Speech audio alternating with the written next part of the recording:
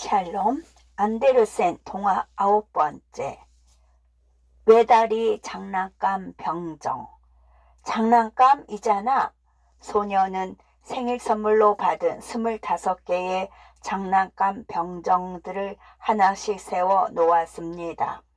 장난감 병정들은 붉은 제복에 어깨에 총을 메고 있었지요. 모두 같은 모양이었는데 마지막에 있는 병정만 다리가 하나뿐이었습니다. 맨 마지막에 만든 것인데 노쇠가 부족해서 다리를 하나밖에 못 만든 것이었죠. 하지만 외다리 병정도 똑바로 서 있을 수 있었습니다. 책상에 늘어선 장난감 병정들 옆에는 아담한 종이 성 앞에서 춤추는 아가씨 인형이 있었습니다. 춤추는 아가씨 인형은 가녀린 양팔을 벌리고 한쪽 다리를 우아하게 높이 들고 있었죠. 노쇠 병정은 아가씨도 자기처럼 외다리인 줄 알았습니다. 춤추는 아가씨는 하늘하늘한 옷감으로 만든 옷을 입고 있었죠. 어깨에서 허리까지 걸쳐진 푸른색 띠 위에 금박으로 된 장미꽃 한 송이가 살며시 꽂혀 있었습니다.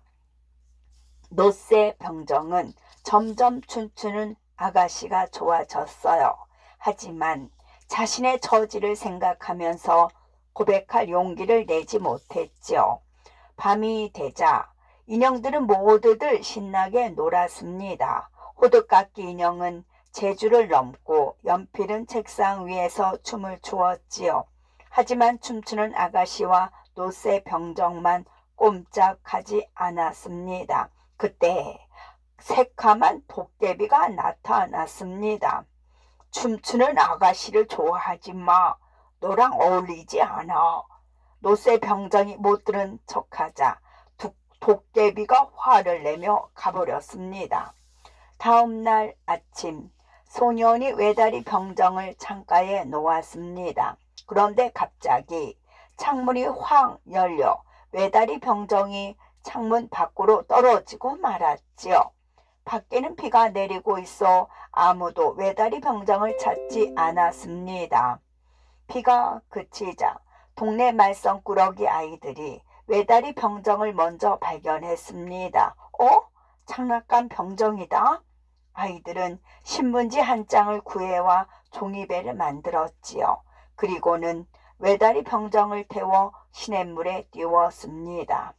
외다리 병정을 태운 종이배는 거센 물살에 이리저리 흔들리며 둥둥 흘러갔습니다. 나는 용감해. 무서워할 거 없어. 외다리 병정은 두려움에 어깨에 맨 총을 꽉 붙잡았습니다.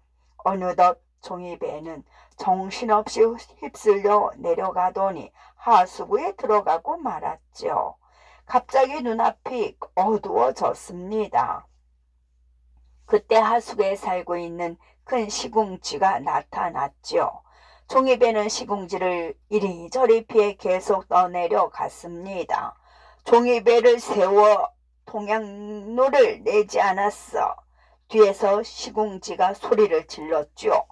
종이배는 하수구를 빠져나오자마자 강과 연결되어 폭포 속으로 떨어졌습니다. 으아! 종이배는 갈기갈기 찢어졌고 외다리 병정은 강바닥으로 천천히 가라앉았습니다.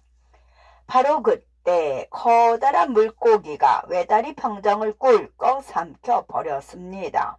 외다리 병정은 다시 캄캄한 어둠 속에 갇히게 되었지요. 그런데 며칠 후 갑자기 세상이 환해졌습니다. 물고기 뱃속에 장난감이 있네? 외다리 병정을 삼켰던 물고기가 그물에 잡혀 다시 주인이었던 소년의 집으로 돌아오게 된 것이었습니다.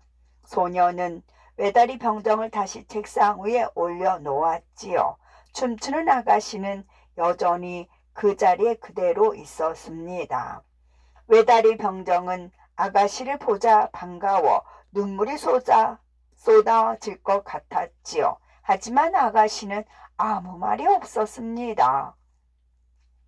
그런데 갑자기 한 아이가 다가와 외다리 병정을 뜨거운 벽난로 속으로 던져 넣었습니다. 마치 도깨비가 장난친 것처럼 말이지요.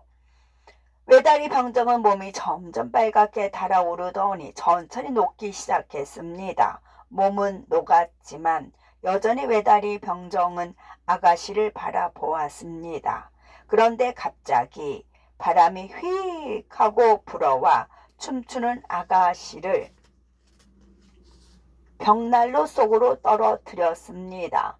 아가씨도 눈 깜짝할 사이에 다 버리고 말았죠. 다음 날 하녀가 난로에 재를 긁어내다가 노쇠 덩어리를 찾았습니다.